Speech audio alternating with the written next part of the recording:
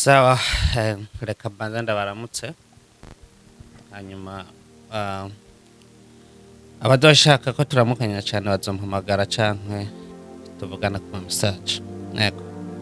Hanyuma turi kuri uyu munsi kadushimira abantu bakunda kudukurikirana ku rubuga rwacu rimwe na rimwe murasakanya canke katabonetse, ariko ndizera neza yuko muza mudukurikirana. Hanyuma rimwe na rimwe ndakunda kuganira n'abantu bose, abantu bari bo bose, hanyuma kugira ngo tuvugane. Hariho amajambo amwe amwe usanga akunze gukora mu bantu, ariko ukaba usanga amajambo amwe amwe ntakenewe. Ndatanga nk'akarorero, hariho muri Bibiliya ahantu bakunze kuvuga ati ntukifatanye n'umunyakibi, ntukifatanye n'umunyakibi. Muri make ntukifatanye n'umuntu agira nabi. Muri make kandi bisigura yuko ntukifatanye n'umuntu mudasangiye ingendo. Ariko ndibaza yuko ayo majambo banditse muri Bibiliya abenshi bayatahura gutandukanye. Impamvu nkunda kuvuga yuko bayatahura gutandukanye nuko iyo bavuze ati ntukifatanye n'umunyakibi, bisigura yuko ntukifatanye n'umunyakibi bijya biba ariko arakora kugira ubikore.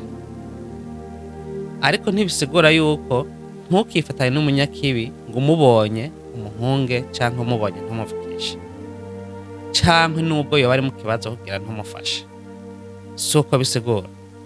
Kubera nimba nk'abakozi b'Imana, aho abakozi b'Imana mpayenda ndavuga abapasiteri, abarimu, eka n'abadiyakoni, kabo bose n'abavuga butumwa kandi bigisha abantu bose bitandukanye mu nzira zitandukanye, kandi barigisha yuko umuntu wese aba ashaka kugira ahinduke, kugira abe umuntu mwiza, akora ibyiza, yigenze nk'umuntu Imana yani ishaka, agendere mu migendere Imana ibishaka. So ibyo rero Imana ntiyakubwiye ugende kuvuga ubutumwa ku bantu bamaze kubumenya, ubibwira ku bantu bamaze kubumenya, na cyane cyane uko urarondera bariya abantu batarabumenya. Bisigura yuko uriya muntu wiyumvira yuko ari umunyakibi, uriya muntu wiyumvira yuko atagenda mu nzira wowe ushaka, bisigura yuko wewe bigomba yuko umwegera ukamuganiriza. Ariko niwamuhunga uzomuganiriza gute? Niwamuhunga uzomugarura gute? Bitsaba yuko ugenda ukamwegera, kandi kumuhunga ntibisigura yuko umubuza kugendana n'abana bawe, ntibisigura yuko umubuza gushika mu rugo iwawe, oya, ahubwo bisigura yuko uramwinyegereza ukamuganiriza buke buke witonza, ukamwereka ibyo ariko arakora byiza n'ibyo ariko arakora bibi, kugira ngo ashobore gutahura ibintu arimwo nawe umutahuze n'ubuzima nawe urimo. Ni ikintu cambabaje cyangwa kibabaza aho usanga cyane cyane ndiko ndavuga ku bantu bari mu bihugu byo hanze, aho ndavuga muri Australia, ndavuga muri Canada, ndavuga muri Amerika, eka n'abandi baba bari mu Burusiya n'ahandi. Abantu benshi hano bisizemo imitima mibi y'amacakubiri yo gucagura, ugasanga umwe araba ngo uriya ava muri ya ntara, uwundi araba uriya ava mwa kiriya gihugu, ariko usanga twese twaje dufise twazananye, kandi ugasanga mbere twaje no mu nzira zitandukanye, cyangwa ugasanga mbere twese tugenda turondera ubuzima mu nzira zitandukanye, ariko usanga ubwanko n'amacakubiri yuzuye mu bantu. Cyane cyane abakozi b'Imana ugasanga ko barateragiramwo abantu imitima mibi y'amacakubiri. Buzi imitima mibi y'amacakubiri, nguriya n'umukatolika, nguriya n'umupentekoti, nguriya n'umusabato, ngo ntukwiye kwifatikanya nawe. Eka mbere n'abandi nguriya nta shengero afite, nuko n'abandi nguriya ntanasenga. Ibyo ni biki?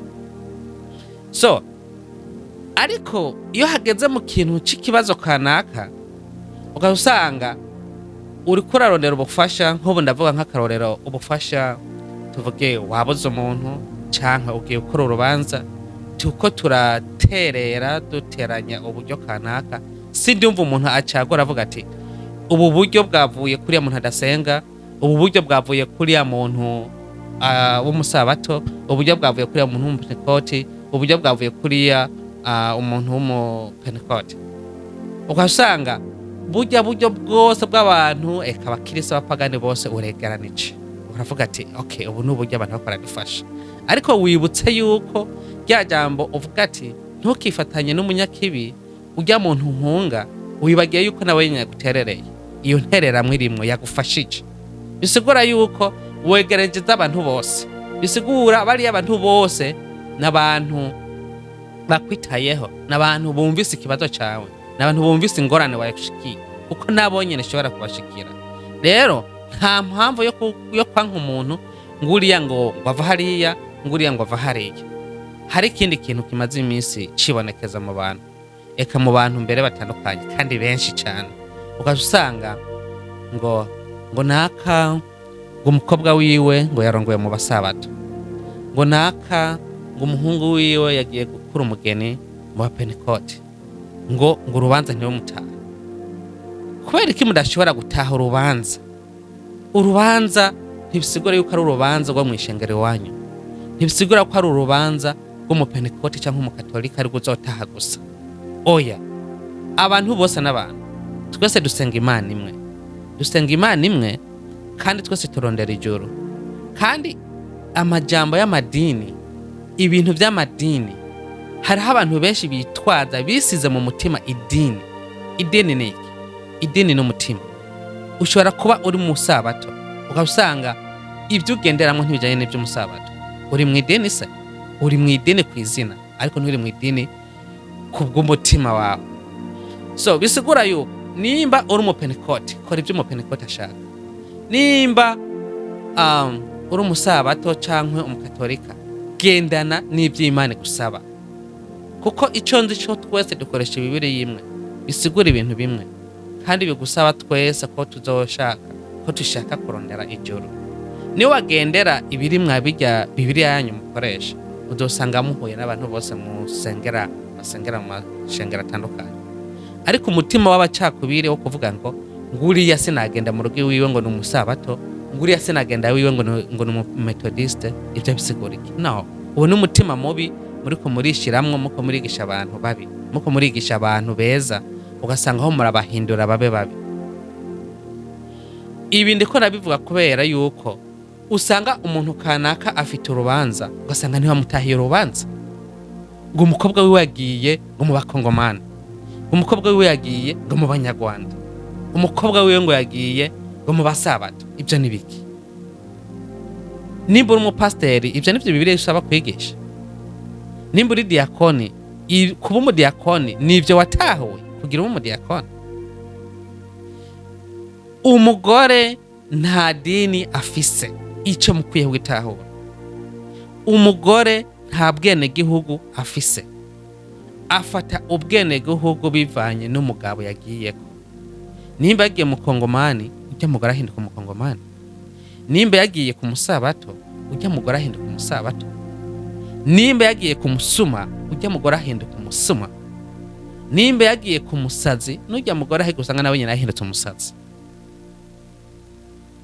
Ariko umutima mubi wo kwankana abantu, ugasanga ntiwipfuza gufasha umuntu kanaka, wishimikije idini, wishimikije urushengero, wishimikije igihugu, wishimikije ubwoko.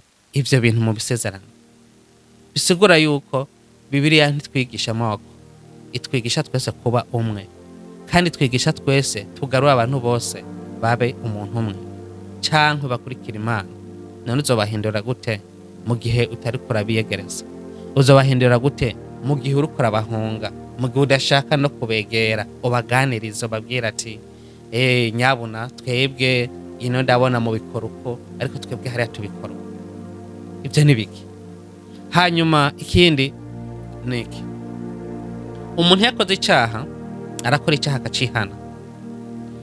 Akoze icyaha akacihana, ntibisigura yuko acagenda agutangarize ngo cyaha nacihanye, ntibisigura yuko acagenda ngo akumenyesha ati uwo ari we wese amumenyesha ati caca nacihanye. Bisigura yuko nimba umuntu agiye gukora ikintu kanaka, ntumuhore ca caha wamwumvako, ntumuhore ca caha wamubonako.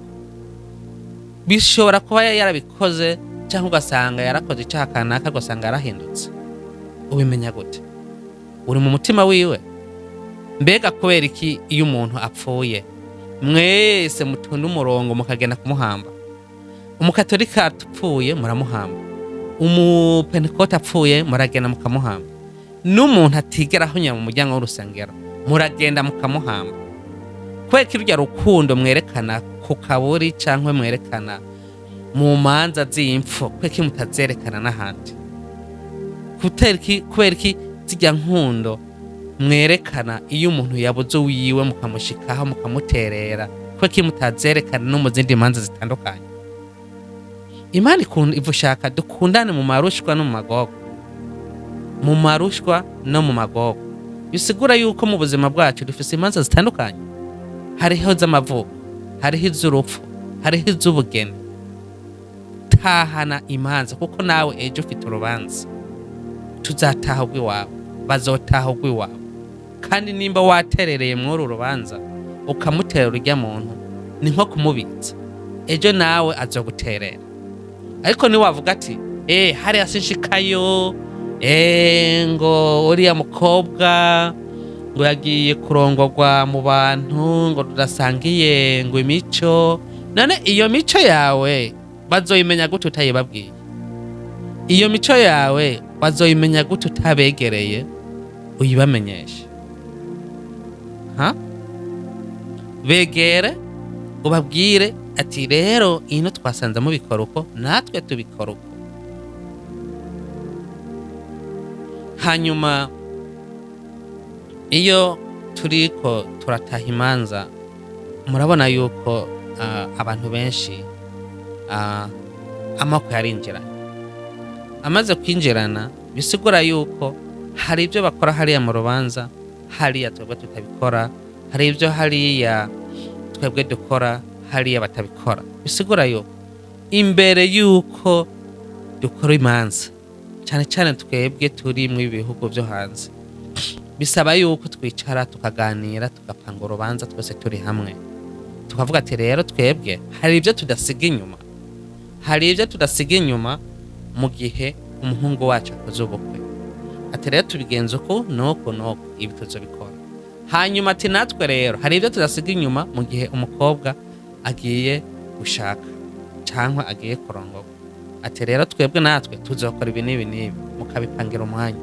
Ariko bimaze gushika kujya munsi ntibice biba akajagari, ntibice biba akajagari biboneka yuko ari ibintu bitapanzwe. Habaye urubanza kugira ngo mwicare muganira ati urubanza rugende uko kugira ngo muherekeze umuhungu wanyu neza kandi muherekeze n'umukobwa wanyu neza, kugira ngo urugo bagiye gushinga ruzorame kandi ruzobe urugo rumeze neza, eka kandi mubahe n'imigisha.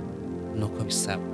Ariko hanini icyo ngombye guhagarara kuno munsi ni ikintu cyo kwegeranya imfashanyo z'abandi bantu musangiye, mudasangiye urushengero, mudasangiye ubwoko, mudasangiye eka n'igihugu. Ariko kwa usanga wegeranya z'irya mfashanyo z'urubanza rwawe bagomba kugufasha, ariko usanga wowe nawe wikumiriye mu manza zawo, umuntu ushobora kuzitaha, umuntu ushobora kuzitaha ngo nuko mudasangiye ibi na biriya na biriya. Ariko mu gihugu iwawe wama wipfuza yuko bagufasha kandi bataravye ngo uva he. Ibyo bintu mubirandure n'imizi kandi mureke kwigisha abantu amacakubiri. Murakoze.